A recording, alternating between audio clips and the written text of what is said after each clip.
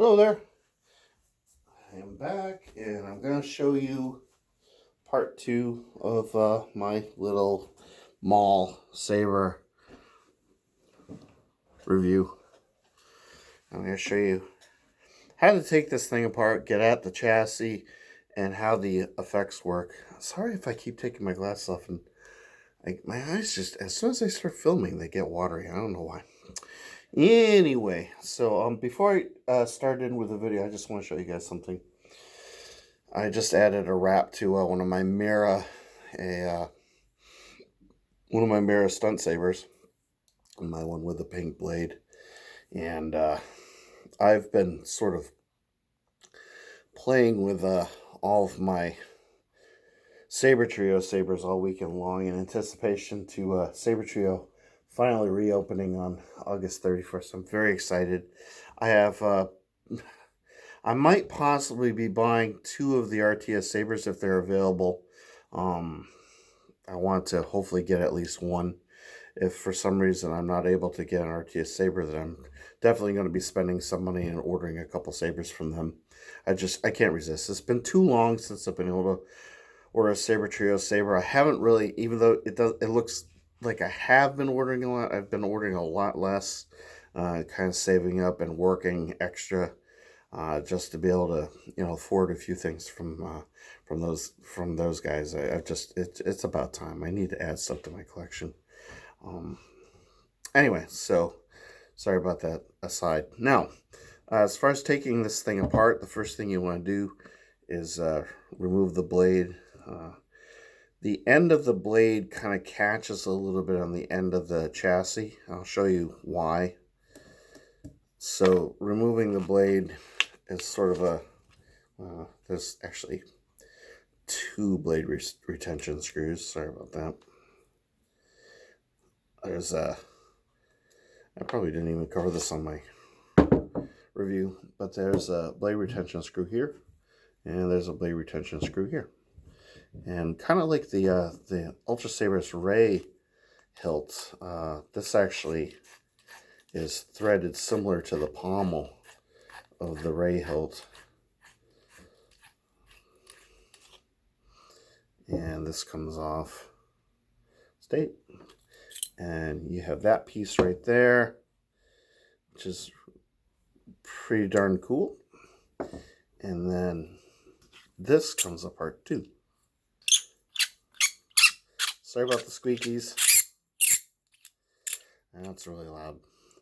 So you've got the end, the emitter, and the windowed part of the emitter. And so you can see there's your chassis. And you have to undo these 4 greeblies, whatever you want to call them. You don't have to take them all the way out. And then you can kind of slide the chassis out. So you can see there's your empty hilt. The end has kind of a little pommel insert. I'm not exactly sure. I think you could probably unscrew that out if you were so inclined, but obviously I'm going to leave that in there. And here's your chassis. And this is pretty much standard for the LG Toys type of chassis. You got your, whatever they call this, the name of the company that produces these batteries and these chassis. I forget what it's called. So now I can show you how the soundboard on this hilt works. Now, this is the switch that aligns with the switch right here. This aligns with that. It's basically just a pin that activates that. So alignment is sort of key when you're putting this thing back together again. One of the reasons why you take the blade out is because the blade kind of makes contact with this, and as it turns when you're putting everything together, this end piece is kind of, you can see the plastic shimmies around a bit. So what happens is it'll catch and it'll kind of turn this, and as you're sort of even if you have the The greeble's completely tightened. It doesn't really hold the chassis completely in place, and it'll tend to move this a little bit. And if you, where the pin strikes the switch here, if the alignment gets out of whack, it makes it a little bit difficult to get the soundboard to function properly. But essentially, the way this works is you hold this until it turns on.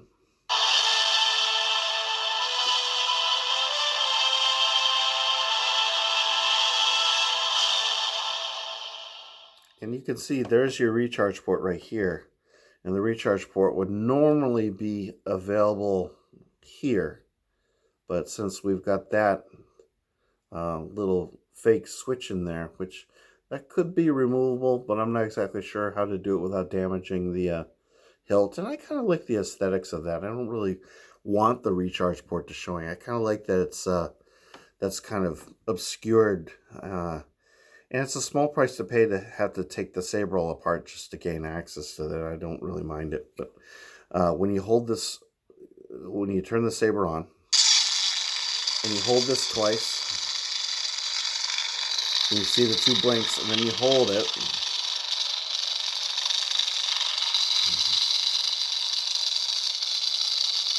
you'll start to cycle through the colors.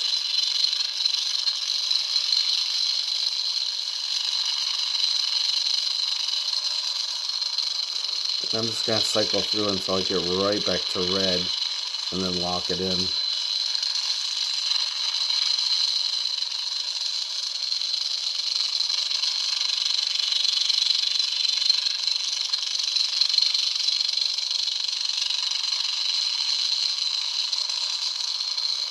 So once you get your color that you like, you can just hit that and it'll lock it in.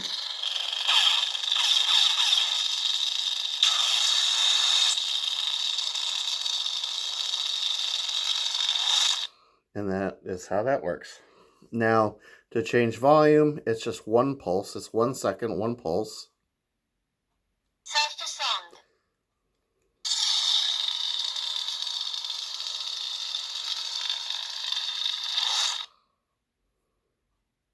No sound.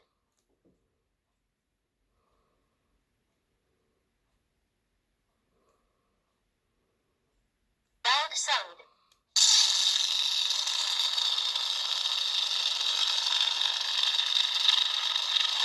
And for the different blade effects, it's 2 pulses. Stable. That's unstable.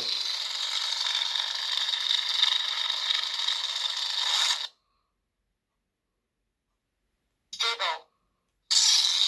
It's your solid blade, your stable, solid blade.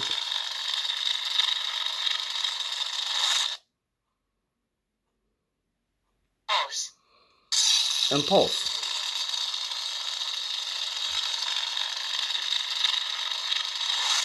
Now when you go to recharge this, when you plug this in, it's a little bit of a snug fit. As soon as you plug it in, the soundboard will say that it's recharging, and it usually takes about 2 to 3 hours to recharge this from nearly completely drained. And when it's done, it'll say ready. It'll just scream out ready.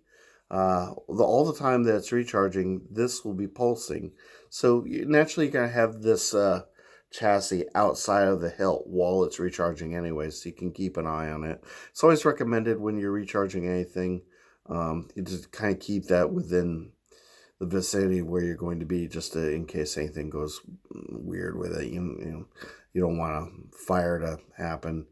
Chances of a fire happening are very, very low. These are kind of rated and designed to prevent overcharging, so it shouldn't be too much of an issue as long as you're using the right cord, the right adapter, and you can either plug it into a device or you can use a wall adapter and plug it into the wall. This thing should be rated for that.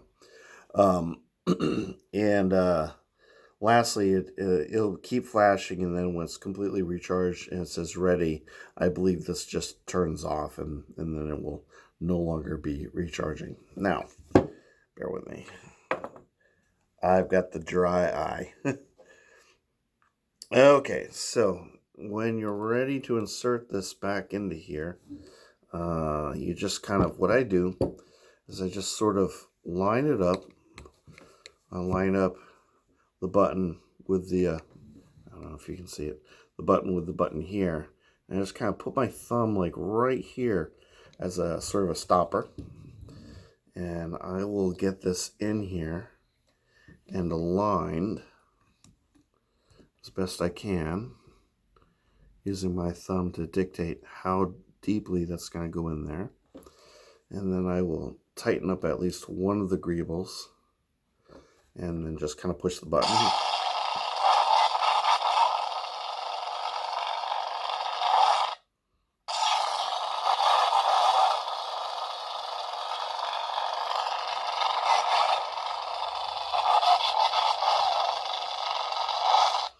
I don't know why the accelerometer is kind of going nuts. It could just be very well the batteries might be low at this point.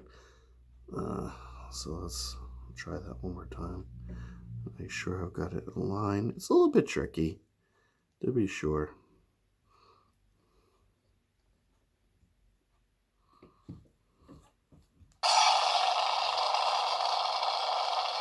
That's better. I think I just had the alignment a little bit weird, and I think maybe because I had just the one greeble screw tightening it up, the accelerometer was kind of going nuts. Anyway, so once you get that all in there securely and tightened, you can start putting things back together again. So make you listen to this again. Sorry about that. Okay, and got some plastic in here from the blade. There we go. And we'll slide this on. Okay, and hopefully this should slide on without catching into anything. If I'm lucky. Oop.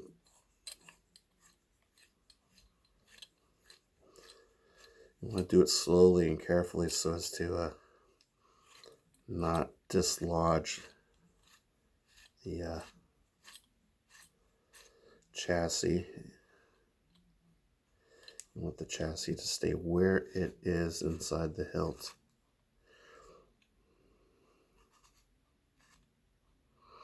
And this thing will tend to move a little bit.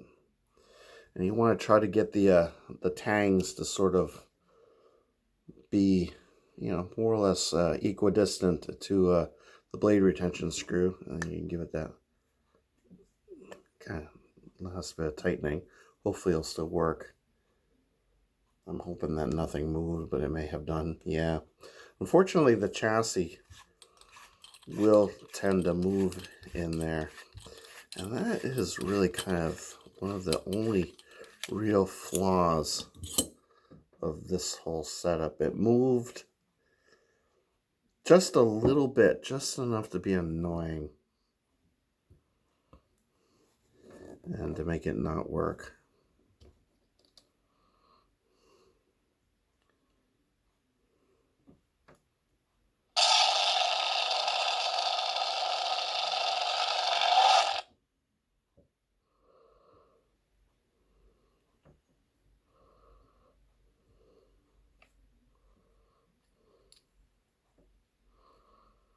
So it's definitely a trial and error thing. In a way, the recharge port kind of makes it worth it. I'm thinking that maybe the way around this is to kind of approach this a slightly different way. This could definitely use some lubricant. So what I'm going to try to do is I'm going to do it this way and try to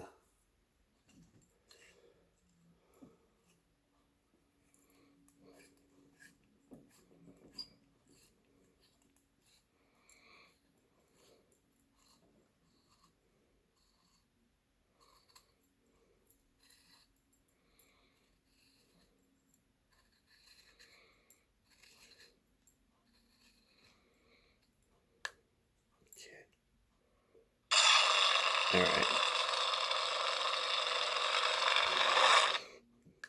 So that got that on there finally.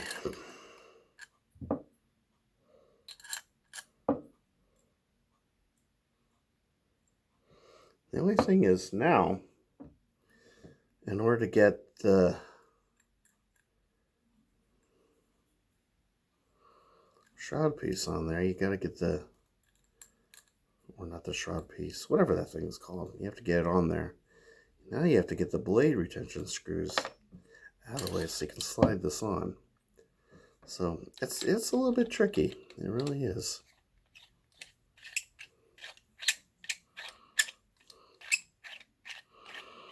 I'm sure that you guys will probably come up with a better way to do this.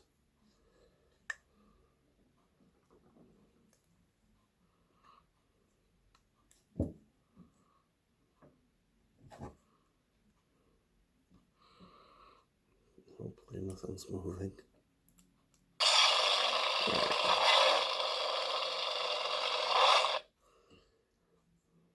All right.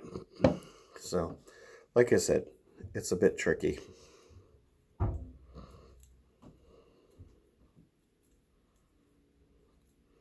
I won't say that again.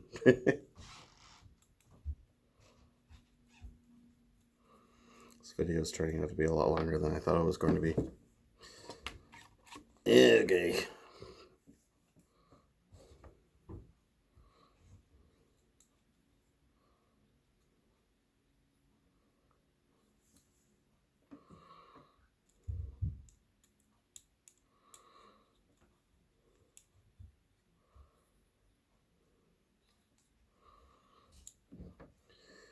And in theory, there you go.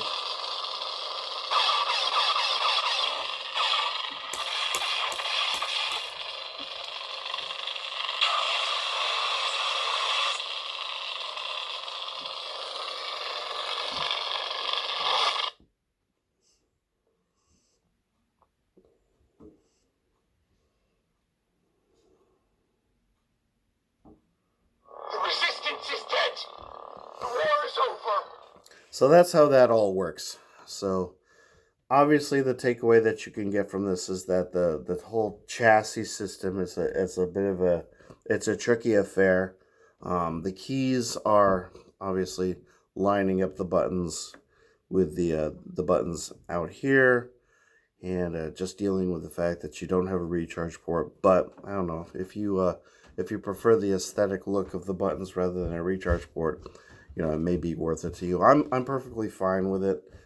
It's just the nature of my being. I really don't get too upset about things like this. It's just, it is what it is, and the price of having a decent Maul saber is kind of worth it. So you know, there's different ways to approach putting this all together. You kind of have to find a way that works best for you, because as it turns out, I kind of was assuming it was the blade that was catching on the end of the chassis, but it looks like it's the snugness of that little sleeve going over the chassis and just turning it.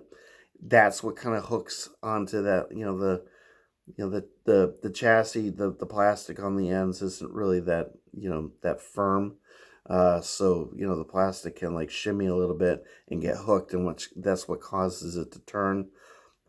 Plus, it could be just a matter of friction as well, because the greebles, they're not really tightening the chassis in there that much. You could actually go in there and probably grab the chassis and kind of pull it out if you wanted to, even with these in place, which you really don't want to do. Obviously, that can risk damaging the thing irreparably. But so there's a lot to kind of process as far as dealing with that. Relatively, it's easy, but the alignment is kind of the tricky thing that you gotta work around. But in the end, you have a very lovely Maul hilt, and when these two are connected, obviously you have just a phenomenal